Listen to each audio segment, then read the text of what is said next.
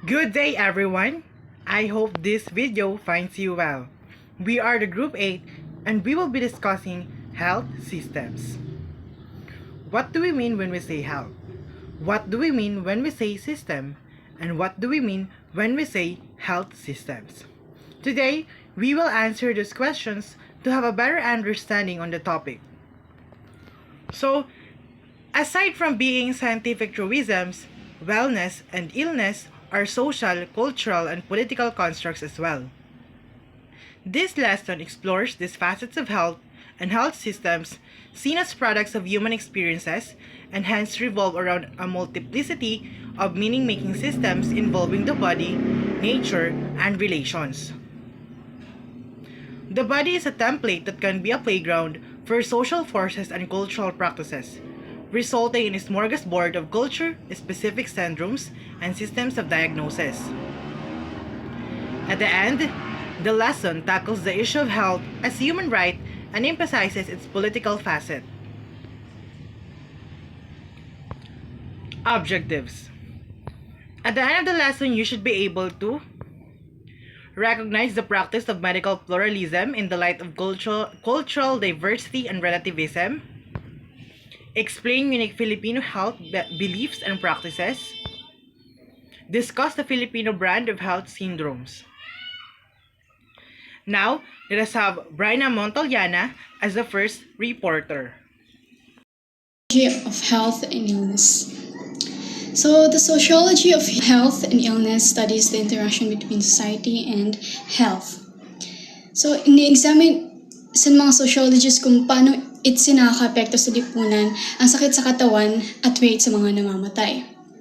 This aspect of sociology differs from the medical sociology in that this branch of sociology discusses health and illness in relation to social institutions such as family, employment, and school, as well as the causes of disease and illness. Reasons for seeking particular types of care and patient compliance and non-compliance. Health or lack of health was once merely attributed to biological or natural conditions. So, pinapakita sa mga sociologist na ang pagkalat ng mga sakit ay lubhang naiimpluwensyahan ng katayuang socio-economic ng mga individual, tradition, or paniniwala ng etniko at iba pang mga salik sa kultura. So the sociology of health and illness requires a global approach of analysis because the influence of societal factors varies throughout the world. Ang mga sakit ay sinusuri at inihambing batay sa tradisyon na gamot, ekonomiya, relihiyon at kultura na tiyak sa bawat relihiyon. Like for example, HIV or AIDS serves as a common basis of comparison among regions. Bagamat ito ay lubhang problemado sa ilang mga lugar, sa iba ay nakakaapekto ito sa medyo maliit na porsyento ng populasyon. There are obvious differences in patterns of health and illness across societies over time and within particular society types. Like, there has historically been a long-term decline in mortality within industrialized societies, and on average, life expectancies are considerably higher in developed rather than developing or undeveloped societies. Patterns of global change in healthcare systems make it more imperative than ever to research and comprehend the sociology of health and illness.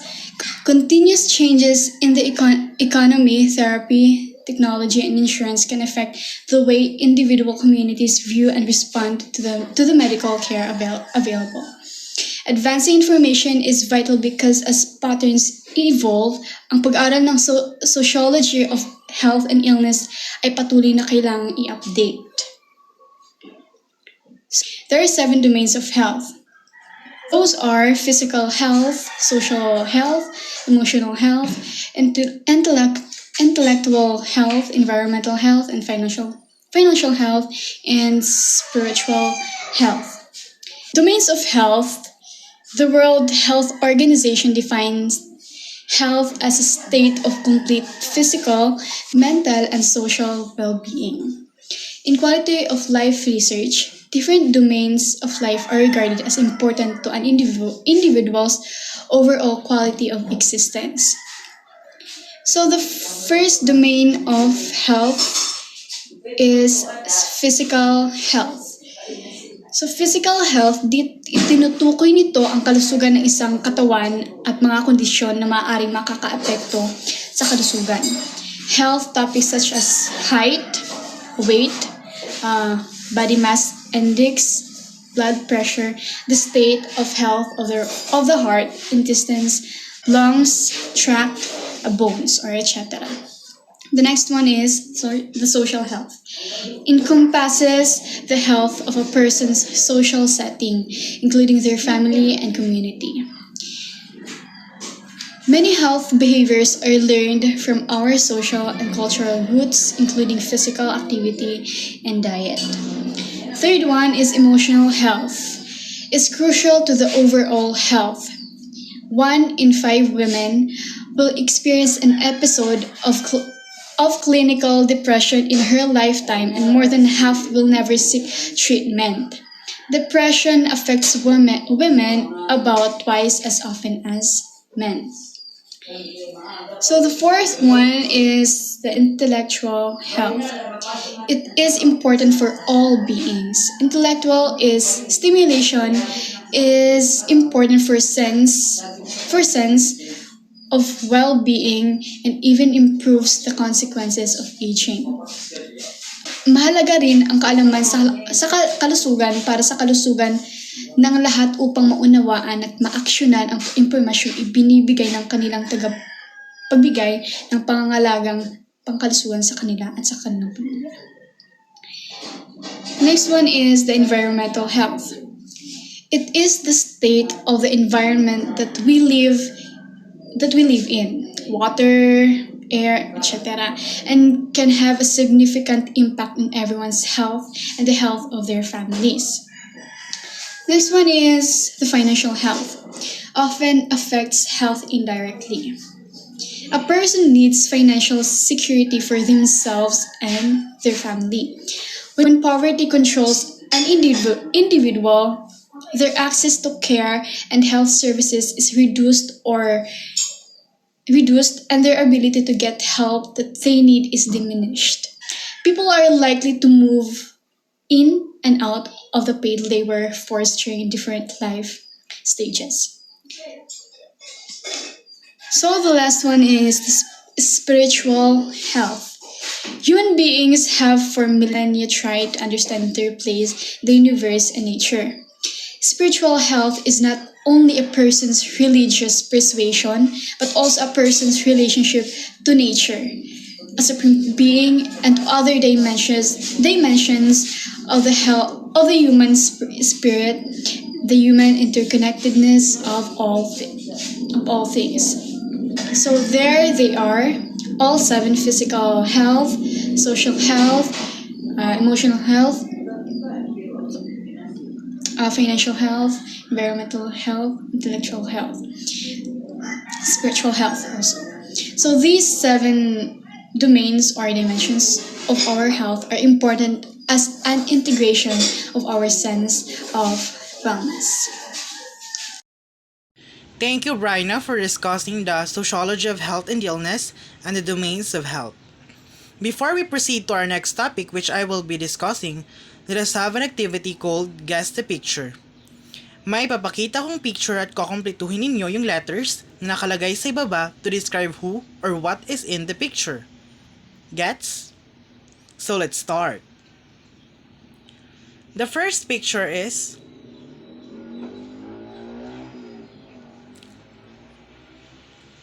the answer is decentralize. For the second picture, the answer is pera usog. For the third picture, we have the answer is Western medicine. For a fourth picture,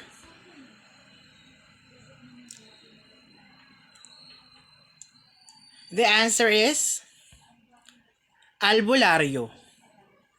And for the last picture,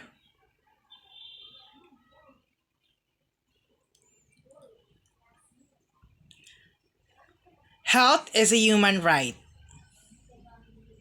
Now for our second activity, we will reminisce from the old times by singing it. That's why it's called Everybody Sing. Napaka-nostalgic talaga nang marinig ko ito.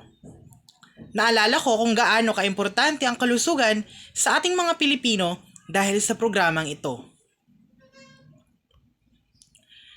And for your POV, it is 7 a.m. on Sunday.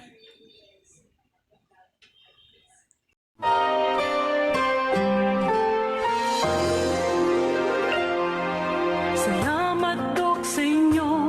Salamat sa pagtulong nyo. Pag-aalaga ay tapat at totoo. Maayos na kalusugan, buong hangat kanino man. Sa bawat Pilipino'y kayo ang takbuhan.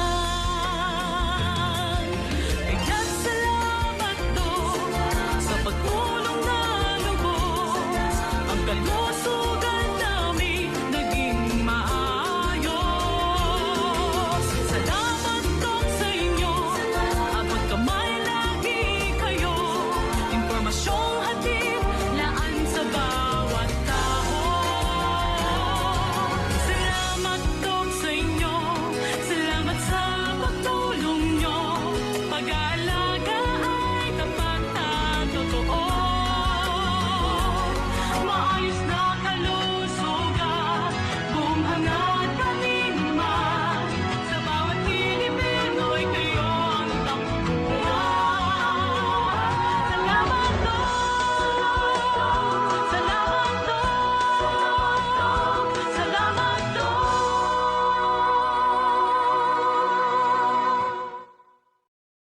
I hope nag-enjoy kayo sa mga activities at nagkaroon ng insights kung ano ang mga susunod nating i-discuss. Ang naka-assign na topic sa akin is the health system in the Philippines. So, bilang isang bansa, kailangan nating magkaroon ng sistema sa pangangalaga ng ating kalusugan. Sa Pilipinas, there is a decentralized health delivery system. When we say decentralized health delivery system, it means it disperses decision-making authority throughout a system. In turn, people operating at the lower levels of the system have more influence over organizational operations and policies. For this reason, the centralized system can respond quickly to sudden changes in the market. They can also avoid some inefficiencies that can arise from too much bureaucracy. Anong pagkakaiba nito sa centralization? So, yung pagkakaiba nito sa centralization is that centralization is a systematic methodology wherein a small percentage of individuals maintain decision-making power and management. These decisions are passed down the management chain, allowing the flow of information to spread down and out. Centralization involves a clear and rigid hierarchy. People who operate within the lower levels of the system typically don't have much say in the policies they follow. Although, many of these policies directly impact their workflows and patient care plans. Meaning, sa centralized system, may isang leader na sinusunod ng kanyang subordinates. At ang leader lang ang may kakayahang magdesisyon. So, siya lang yung may kalayaan na mag-decide for the whole. So, on the other hand, sa decentralized system naman, may sinusunod pa rin na polisiya from higher ups, pero may kakayahan na magdesisyon ang mga subordinates ito. May freedom na ba ang bawat isa? Ganon. Paano naging decentralized yung health system ng Pilipinas? So, makikita sa diagram na may Department of Health, may local government units, may Centers for Health Department, and may rural health centers. So, yung Department of Health, ito yung nagtatalaga ng mga pulisiya or general plans, general policies para sa buong bansa. Yung LGU, yung Centers for Health Department, yung rural health centers naman, yun yung mga institusyon na gumagawa ng mga espesipikong plano para sa kanilang lugar to address the health problems. Kasi nga, iba-iba yung sitwasyon ng sa iba't ibang lugar, di ba? Maaring ang sakit na ito sa ibang lugar ay malala, well, sa ibang lugar naman ay hindi masyado, di ba? So, iba-iba yung sitwasyon. Kaya naman, kinakailangan ng local government units, ng Centers for Health Department at ng RHU sa bawat lugar na magkaroon ng mga espesipikong plano para ma-address yung health problems at matugunan yung mga pangangailangan sa kalusugan ng mga mamayan. If centralized system kasi, they may not be as responsive to the unique needs of the people they serve, leaving organizations in a bad posture. So, sa yung advantage sa decentralized system is they can be responsive to the unique needs of the people they serve. If sa yung lugar nagka-disease outbreak, di rin nahulat to ng higher-ups, di rin nahulat to ng mga authorities from Department of Health para i-address ang problem. Kundi ang mga officials and authorities sa itong lugar will already decide what to do to respond to the needs of the people they serve. Gets? So, may imod mo kung gaano ka-importante ang health system sa sayo nga bansa, sa sayo nga lugar. Kasi kung wala, probably daman mamamatay, magkakasakit, and, aram ito, warakit, di ta papahalaga at kalusugan. So, isod pa, society, may society because buhikit. Buuin mga tao. And buuin mga tao because of the health system. Ganoon lang kasimple. Kung makakonect niyo sa society and health system, it's very important. Kasi, health system makes the society alive. So, in conclusion, in the Philippines, there is a decentralized health delivery system. And it is headed by the Department of Health as the regulatory authority. It develops national plans, technical standards, and healthcare guidelines for all Filipinos. Local government units and private sector agencies act as adjuncts. There are centers for health department scattered in strategic areas of the country. Rural health units exist in every municipality to improve access to healthcare. And now we will proceed to the next topic, which is the cultural constructs of health and the Filipino attributions of illness. So what do we mean when we say cultural constructs? So cultural constructs, it is any category or thing that is made real by convention or collective agreement. In short, ito yung mga paniniwalang gawa-gawa lang ng mga tao. Health and illness could be cultural. Philippines has its own set of language to refer to health and illness pertaining to body and spirit. So, pa diba, language is also a culture. Language is also our identity. So, bilang mga Pilipino, yung kit certain language o yung kit certain phrases, certain sentences naging gagamit to determine kung okay la ba siya nga tao, kung may nararamdaman siya nga tao, gano'n. For example, may nararamdaman ka ba? Masama ang pakiramdam, masama ang aking katawan. So, these are example na ginagamit sa mga Pilipino to identify o to determine ang sakit sa sayo nga tao. Diba? So, this is the attribution of illness. So, ang meaning sa may nararamdaman ka ba? It is a sort of diagnostic in nature. Like, kung ang sayo nga tao, bisan, di ba, pag naiibod mo kasi yung tao nga, feel mo may sakit, so gano'n mo, may naramdaman ka ba? Gano'n, kung ano ang naramdaman niya. Parang it pertains to diagnostic, ginadiagnose mo siya.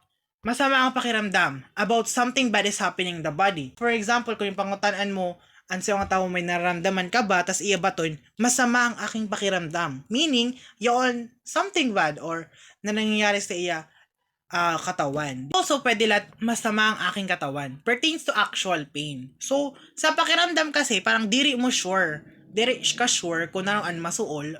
Basta aram mo nga may masuol. Pero kung sa masama ang aking katawan, it pertains to actual pain na aram mo kung diin talaga ang masuol. Which is your katawan. Masama ang aking katawan. Ganon. With the growing spread of knowledge and learning across the globe, it is quite inevitable for different cultures and nations to form their own terms for illnesses that occur specifically in the region. Sometimes, di ba, ang ngaran sa sakit nag-originate kung di siya tikang. Example, latan pasma. Ako, pasmado ako. Which means, pawisin yung kamay. So, sa Pilipinas lang naman, yung term na yan, di ba? Hindi nyo yan maririnig sa mga Amerikano because it's not part of their identity. It is not part of their culture. In the Philippine setting, many medical-related terms have been developed throughout the country's history. So, example are bughat, usog. Yung two terms na ito ay pag-uusapan natin. So, usog. So, usog is a Filipino belief regarding the discomfort brought about by a stranger or visitor who is thought to have an evil eye or he brings an evil wind or a hex. It can be countered by saying pera usog, then licking his or her thumb and applying the saliva while tracing across on the baby's abdomen or forehead.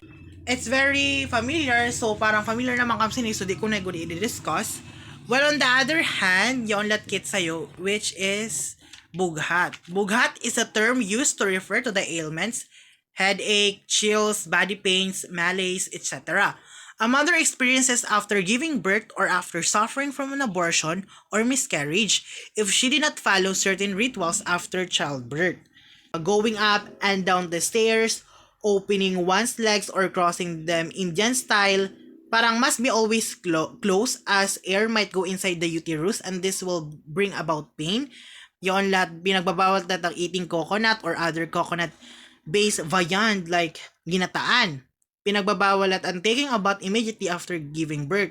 So God mas probably mas better 3 to 7 days later and many more. So damo and forbidden activities para maiwasan ang bughat. So, one thing na nag-remain sa ak or what thing na napapatanong kita sa sarili, maybe yan na, napapatanong ka sa iyong sarili.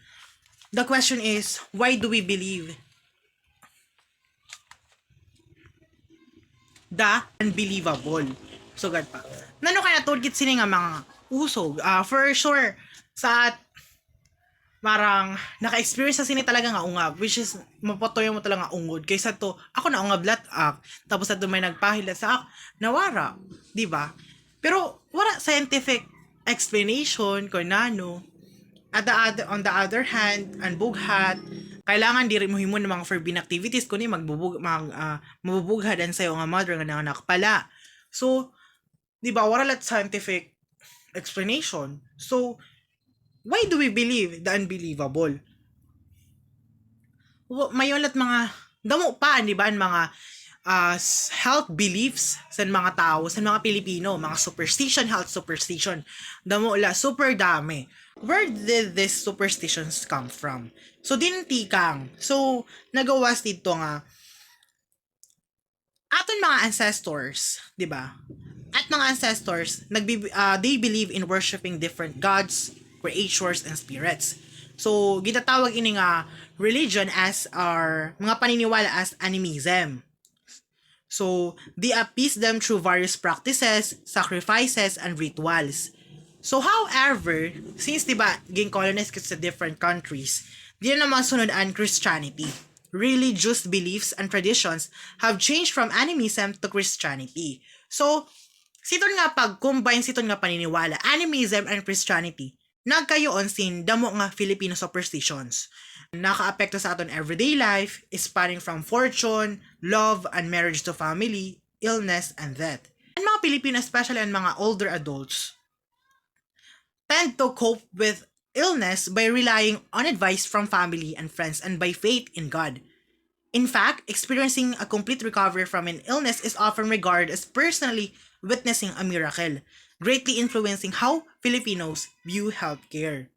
So, ang superstition, talaga nagtikang lang sa mga tao, nagtikang lang sa mga paniniwala nila. Sugad pa, which an iba, wala scientific explanation, pero masusugad ta nga ungod kay na-experience ta na good, diba? Pero yung sad pa nila, wala man masama kung susundo natin itong mga superstition. Well, superstitions are practiced as a way of carrying on traditions and preserving culture. So, to preserve culture, we have to practice superstitions. Although some may think of superstitions as far-fetched beliefs that hold little significance, they are still practiced as a way of carrying on traditions and preserving cultures. Superstitions practices develop because of a common desire to exert personal control over one's environment, date back to traditions from centuries ago, and have been passed down as a way of bringing fortune or preventing bad luck through habitual actions. So, as Filipinos, damo talaga health superstitions. I can attest to that kasi my family, also I am, naniniwala liwat sa mga health superstitions. So parang, sugad pa, it's up to you kung maniniwala ka or diri. Pero sugad pa, wala man masama or wala man mawawara kung maniniwala kasi ng mga superstitions. After all, di ba? Superstitions is a part of our culture. But on the other hand, to be safe, kailangan liwat, di ba, may scientific explanation kasi may mga superstition liwat nga direct na paniwala because it's very silly, that's very dangerous, that's at health. So meaning, kailangan talit maging beware kung nanot paniniwalaan. So kung aram mo nga ungod, kung aram mo proven ungod based on experiences, based on human experience, then go for it. Paniwala ka hanggang sa kaya mo. Kasi it's up to you naman. It's not on others. It depends on you to be, kung ano yung paniniwalaan diri. Next, hindi siya kasali sa topic ko, additional lang. Since our topic is all about health, I want to emphasize the importance of mental health. I want to break the stigma na mayroon ang mga Pilipino tungkol sa mental health. Sabihin nating isa ito sa toxic culture na mayroon tayo. So, the common perceptions of Filipinos about mental illness. So, below, may papakita kong mga common perceptions na sasabihin kong we should not normalize, we should not have the mindset. Unwillingness to accept having mental illness, which leads to avoidance of needed mental health services due to fear of being ridiculed. Involvement of other coping resources such as reliance on family and friends or indigenous healers and dependence on religion, which can diminish the need for mental health services. Prioritizing on financial and environmental needs, which preclude the need for mental health services. Limited awareness of mental health services, resulting in limiting access. Difficulty in utilizing mental health services during usual hours because of the unavailability of working adult family members. Mental illness connotes a weak spirit and may be attributed to divine retribution as a consequence of personal ancestral transgression. Lack of culturally oriented mental health services. So, these are common perceptions of Filipinos about mental illness. Gusto kong i-emphasize na ito yung mga hindi dapat nating maging mindset about sa mental illness. Bagkus, parang tulungan natin yung isang taong nangangailangan ng tulong sa kanyang mental problems. Kasi those people who are suffering from mental problems should not be neglected. Instead, they should be cared, they should be seen, they should be validated. After all, we should acknowledge that mental health is just as important as physical health. Remember that mental health is one of the domains of health. So, bigyan natin ng importansya kung paano natin binibigyan ng importansya ang ating physical na kaanyuan, physical na kalusugan. We are not on the same boat, sugad pa. Parang we are facing different circumstances, different struggles, different obstacles in life. And we should be able to understand that. Having mental problems is not an indication, it doesn't mean na maluya ka, doesn't mean na mahina ka, doesn't mean na abnormal ka. Having mental problems or conflicts is an indication na you have a mental health. na kailangan mo i-prioritize, na kailangan mo alagaan. Na after all, your mental health is important, is very important to your existence. So,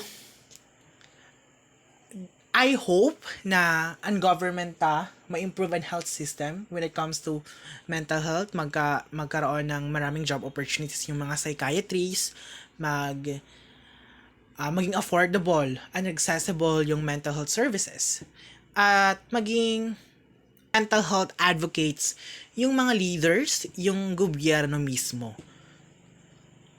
So, before I end this report, gusto kong sabihin na your mental health matters. Depression is not a joke nor a lack of faith. It is okay not to be okay. Now let us listen to Raul Virano, the third reporter. Filipino systems of diagnosis prevention, healing, and health promotion. Medicine in this world is very fast in its scope. There are many illnesses being discovered and researched by different scientists, and with this, many forms of healing and treatment have also been formed. Traditional medicine and healing treatment, the sum of the knowledge, skills, and practices based on theories, beliefs, and experiences indigenous to different cultures, whether explicable or not used in maintenance of health as well as the prevention, diagnosis, improvement of treatment of physical and mental illness. Most cases of countries who use traditional medicine can be found in some of parts of Asia and Africa. Example include acupuncture, herbalism, use of Chinese medicine and rubs. Western medicine. In the modern day practices of the medical world and are typically referred to as medical science. Western medicine and treatment is usually done by doctor, nurse, and other conventional healthcare provider. Their practices and methods are of Western medical and scientific teachings and traditions. While alternative healing is a healing practices that has the effect of medicine but does not necessarily originate from the medical practice or a scientific method. It consists of a wide range of healing practices, healthcare, therapies, and the like. These alternative healing are not backed up by scientific facts, but has still proven successfully in healing illness and psychological strains. Examples are Christian faith healing, traditional Chinese medicine, naturopathy, homeopathy, and chiropractors. Now, when it comes to health promotion and treatment concepts, the Filipino beliefs are oriented toward protection of the body in three metaphoric ways: flushing, heating, and protection. As to flushing, Filipino thought of a body to be a vessel or container which can collect impurities. In short, the body can be polluted. Hence, it must be cleansed of debris by stimulating psychological event such as sweating, vomiting, expelling gas, or having appropriate volume of menstrual bleeding. The concept of hot and cold is included in dichotomy of balance. So by heating, balance is believed to be restored. Protecting is a general procedure that acts as a gatekeeping system to guard the body. To make it easier for you to understand, flushing is to collect or eliminate impurities through psychological process such as sweating and vomiting, and pagsuka, and expelling gas, or having an appropriate volume of menstrual bleeding and sa period sa babae. Or it also be, sabihin natin, stimulating psychological events to cleanse the body at paglilipyo talaga sa lakas at pag-focus. Sa heating naman, it adapts the concept of balance between hot and cold to prevent occurrence of illness and disorder. Para kailangan balance ang hot and cold, kailangan din mag-angat ang cold at di malapit mag-angat ang hot kay para kailangan balance siya para an illness and disorders mag-prevent para din magkayaon. And lastly, protection. And protection safeguards the body's boundaries from outside influences such as supernatural and natural forces. From the word protection, natin talaga to safeguard an ating body. We should be aware of how to protect our body. Should be aware of something na that could trigger our body, such as nadadaan natin sa pagparigo, paggamit sa and mga branded na like sabon, and pag-focus sa ating face, sa ating body, and pagkuhan natin sa mountain and protection. Nadadaan siya sa protection. Okay, so now let us go to the cultural health actors. So, cultural healers help to protect the body through supernatural methods such as the verbal and medicinal treatments, incantations, and offerings. Unlike actual medical help, these cultural health actors consider their craft as God given or bestowed by a supernatural being. Therefore, it is evident they use religious practices during treatment such as prayers and rituals. They are mostly present in rural areas, but they are also present among urban areas, mostly in scattered places such as the impoverished and the urban transplanted rural folk. So, examples of cultural health actors are the albularyo, who is knowledgeable about traditional style in the use of medicinal herbs. They are also known as the general practitioner. The manghihilot, who specializes in techniques for treatment of fractures, sprains, and musculoskeletal conditions. The nagpapanak, who assists in delivering babies and often performs the suob ritual, a traditional Filipino cleansing ritual using aromatic herbs and steam for mothers 2 to 3 weeks after childbirth. The mangluluop, who specializes in diagnosing people. The medico, who is a hybrid that merges medical traditional style with the Western ingredients of Western medicine, such as prescription, medications, acupuncture, etc. Now let us move on to health as a human right. So, the right of human health implies an economic, social, and cultural right to a universal minimum standard of health, even being cited on international agreements such as the Universal Definition of Human Rights, International Convention on Economic, Social, and Cultural Rights, etc. However, the interpretation of this varies on the different definitions and minimum requirement of entitlement to the right. Generally, the human right to health entities are as follows. Number one, the human right to health guarantees a system of health protection for all. Number two, everyone has the right to the healthcare they need and to living conditions that enables them to be healthy, such as adequate food, housing, and a healthy environment. Number three, healthcare must be provided as a public good for all, financed publicly and equitably. Now, the points above suggest that health entities must be accessible, available, acceptable, equitable, and of good quality for everyone. So, along with that, healthcare systems must be guided by the following key human rights standards also, such as universal access, availability, acceptability and dignity, quality, non-discrimination, transparency, and participation. So that is the end of our lesson na po. So thank you for listening and watching 12 ABMB. Thank you.